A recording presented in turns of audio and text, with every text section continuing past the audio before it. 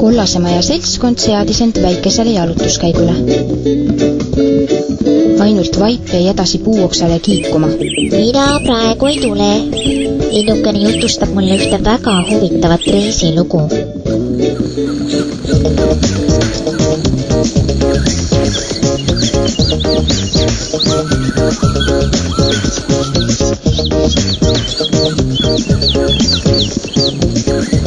Korraga kuulsid sõbrad kellegi vaikselt nuttu.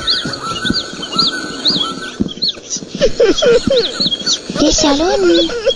Hüüdis Pukanuta. Vastust ei tulnud ja kõik püüdsid nutjat ise ringi joostes leida. Tule välja, siis me saame sind aidata. Ma olen siin, suure puu taga.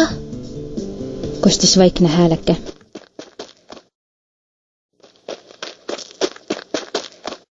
Siis nägi Pukanuta kahte pisikest pruuni saleda kehaga looma. Kes teie olete?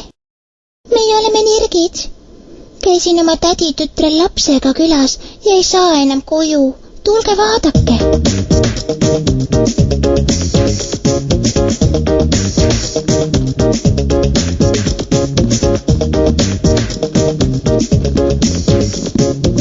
Oi, siin on keegi nii palju prügi maha visanud ja limonaadipudel on sinu koduukse kinni pannud.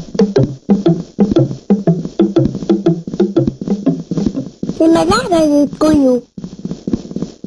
Ära muretse, me aitame teid, lausus Pukanuta ja kangutas limonaadipudeli lahti.